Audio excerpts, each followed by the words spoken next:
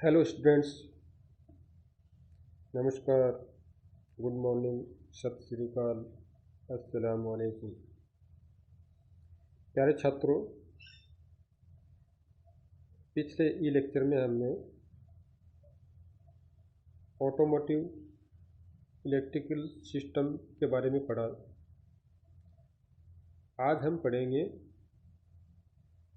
Insulated return system और अर्थड या अर्थ return system के बारे में पढ़ेंगे। तो इसके लिए सबसे पहले हम कोई डिवाइस को बैटरी से कैसे कनेक्ट करते हैं, उसमें कितने तारों की आवश्यकता पड़ती है, किस में करंट जाता है, कहाँ से करंट घूमता है, तो सबसे पहले इसी के बारे में हम पढ़ेंगे। हम एक बैटरी लेते हैं।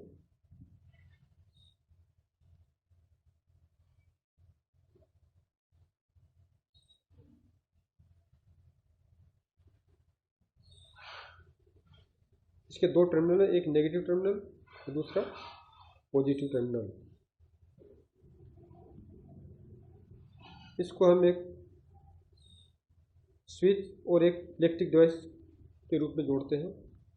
तो यहाँ पर एक स्विच लेते हैं हम।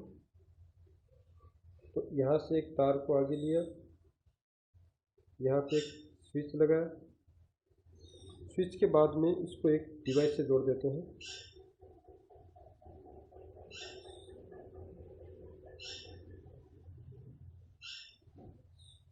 तो डिवाइस लेते हैं क्रैंकिंग मोटर। तो क्रैंकिंग मोटर कैसे काम करती है, तो ये हम एक डिवाइस ले लेते हैं यहाँ पे, क्रैंकिंग मोटर।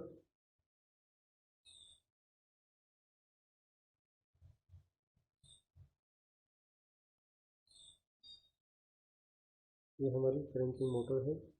ये जो पिनियन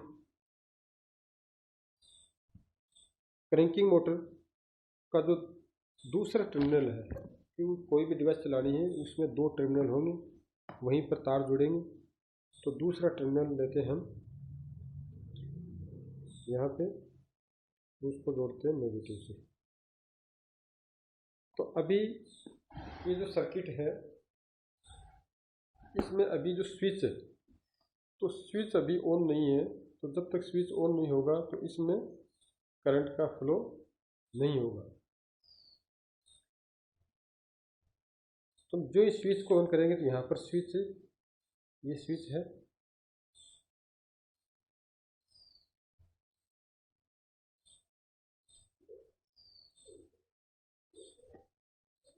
स्विच को ऑन करेंगे तो ये पॉइंट, इसको अगर दबाते हैं हम, यहाँ से अगर प्रेशर लगा के इसको दबाते हैं तो ये कनेक्शन बन जाएगा हमारा।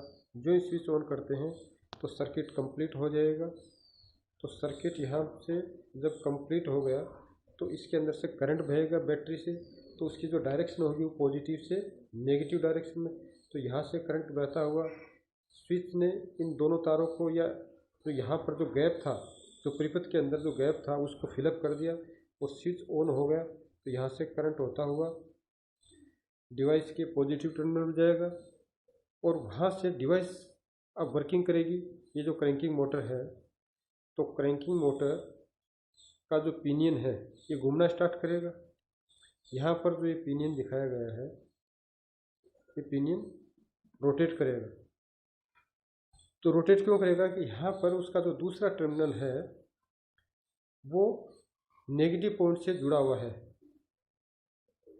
तो नेगेटिव पॉइंट से जुड़ा होने की वजह से तो यहाँ से जो करंट डिवाइस में होता हुआ आगे इस तार से और बैटरी तक आ जाता है। तो सर्किट कंप्लीट हो गए। तो सर्किट जब भी कंप्लीट होता है तो वो डिवाइस चालू हो जाती है। तो ये जो क्रैंकिंग मोटर है,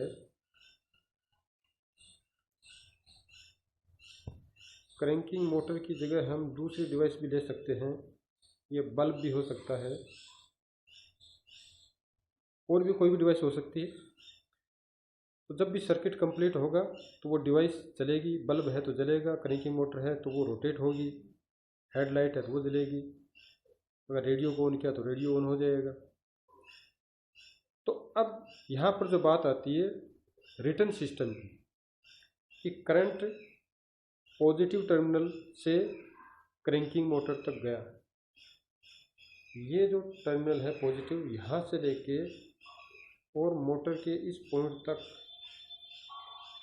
करंट गया, और जो रिटर्न है वो इस पॉइंट से लेके, जो दूसरा पॉइंट है किसी भी डिवाइस का, उस पॉइंट से लेके और उसका जो नेगेटिव टर्मिनल है यहाँ तक ये रिटर्न होगा। तो ये जो रिटर्न सर्किट है, अगर दोनों को हम तार के रूप में लें, कि जो ये नीले कलर में जो दिखाया ये अगर तार है, और जो रेड कलर में दे रखा है ये भी अगर तार है, तो ये एक तरह से हो जाएगा इंसुलेटेड रिटर्न सिस्टम, कि इसमें दोनों तार इंसुलेटेड है। इंसुलेटेड का मतलब जो तार है उसके ऊपर एक पीवीसी की कोटिंग चढ़ी होती है, उसके अंदर जो लाइव तार रहता है, तो लाइव तार से किसी मेटल से टच नहीं हो या किसी जो पर्सन से टच नहीं हो, इसलिए उस पर इंसुलेट लगाया जाता है, उसके अंदर करंट बहता है। तो अगर ये जाने वाला करंट डिवाइस तक और आने वाला करंट दोनों में अगर हम तार यूज़ करते हैं, तो इस सिस्टम को बोलते हैं इंसुलेटेड रिटर्न सिस्टम, कि इसमें दोनों तार यूज किया है, दोनों इंसुलेटेड तार है। अब ये सिस्टम कहाँ पे काम में लेते हैं हम,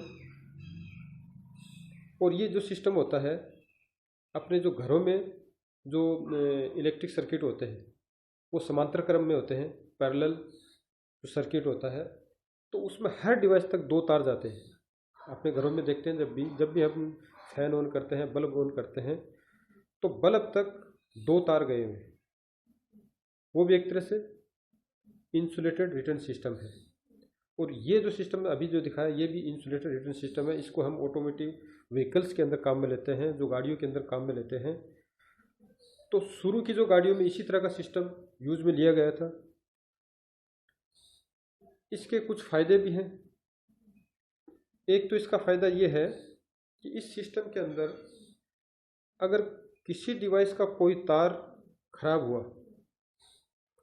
मान लेते हैं कि यहाँ से ये तार ब्रेक हो गया, यहाँ से ब्रेक हो गया, तो सिर्फ ये डिवाइस ही नहीं चलेगी, जो बाकी डिवाइस है, तो हर डिवाइस के पास दो तार जा रहे हैं, तो वो डिवाइस तो चलेगी, लेकिन ये डिवाइस नहीं चलेगी। इसका इफेक्ट इतना ही होगा, या तो ये ब्रेक हो सकता है, या ये तार ब्रेक हो सकता है। कोई सा भी तार ब्रेक होगा तो सर्किट इनकम्प्लीट हो जाएगा और वो डिवाइस नहीं चलेगी। तीसरा ये भी हो सकता है कि जो बॉडी के साथ में कॉन्टेक्ट में आ जाए, तो उससे बैटरी का कुछ करंट ड्रेन हो सकता है, उसका वोल्टेज ड्रॉप हो सकता है। कोई सा भी तार जो मेटेलिक बॉडी है उससे कनेक्ट में आ सकता है, लेकिन जो पूरा सिस्टम ये फेल नहीं होगा, पूरी तरह से फेल नहीं होगा। बैटरी जल्दी डाउन हो जाएगी, लेकिन बाकी डिवाइसेस चलती रहेगी, बल्ब है या बाकी है, कोई एक पर्टिकुलर डिवाइस नहीं चलेगी। तो इसको एक तो आसानी से हम सॉर्ट आउट कर सकते हैं। इसका एडवांटेज ये है इस सिस्टम का, और ये सिस्टम अपना, इसका तो नाम हमने क्या रखा इस सिस्टम का, insulated return system. Insulated return system. दूसरा इसका फायदा ये है कि ऐसे व्हीकल जिसके जो माल को इधर उधर ले जाने में काम आते हैं, या आवागमन में काम आते हैं, या ट्रांसपोर्ट के काम आते हैं, तो ट्रांसपोर्ट के अंतर्गत अगर कोई ऐसे कंटेनर या जिसके अंतर्गत इनफ्लेमेबल पदार्थ, ज्वलनशील पदार्थ का ट्रांसपोर्ट हो रहा है, तो ज्वलनशील ट्रांसपोर्ट वाले जितने व्हीकल होते हैं तो उसमें इस तरह का सिस्टम लगाया जाता है, क्योंकि ये सिस्टम ज़्यादा सेफ है और इसमें स्पार्किंग नहीं होगी। क्योंकि दूसरा जो सिस्टम अपना आगे स्टडी करेंगे उसमें स्पार्किंग के चांस ज़्यादा रहते हैं। जो स्पार्किंग होती तो आग लगने के चांस है और पूरे कंटेनर में आग लग सकती है। इसलिए जो बड़े बड़े कंटेनर देखें तो उसमें हर डिवाइस तक दो तार जाते हैं। आपने देखा होगा बड़े जो रोडों के ऊपर बड़े बड़े जो ट्रांसपोर्ट व्हीकल चलते हैं, जिसमें इनफ्लेमेबल जो पेट्रोलियम पदार्थ है या कुछ इस तरह के जो लिक्विड्स है जो आग जल्दी पकड़ लेते हैं, उसमें यूज़ करते हैं।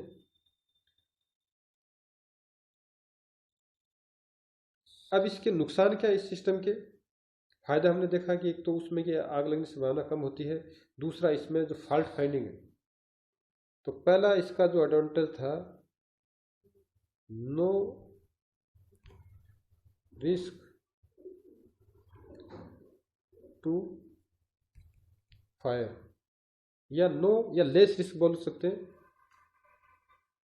दूसरा जो इसका जो था वो था easy fault finding, easy fault finding, fault finding इसका आसान रहेगा। अब इसका डिसएडवांटेज क्या है? इसका सबसे बड़ा जो डिसएडवांटेज है वो ये है कि इसमें 2 तार लेने पड़ते हैं। इस वजह से इस सिस्टम को 2 वायर सिस्टम भी बोलते हैं। कौन सा सिस्टम? 2 wire system.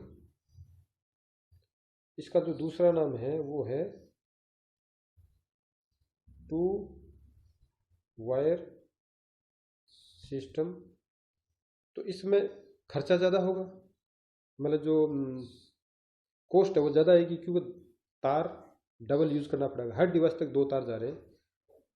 तो इसका ये सबसे बड़ा डिसएडवांटेज है कि इसमें खर्चा ज़्यादा होगा, और ये सबसे बड़ा इसका इसी वजह से खर्चा कम करने के लिए एक तार को प्रणाली को यूज़ करते हैं। ये है 2 वायर सिस्टम। तो इस तरह से हमने इंसुलेटेड रिटर्न सिस्टम या 2 वायर रिटर्न सिस्टम को डिटेल में स्टडी की।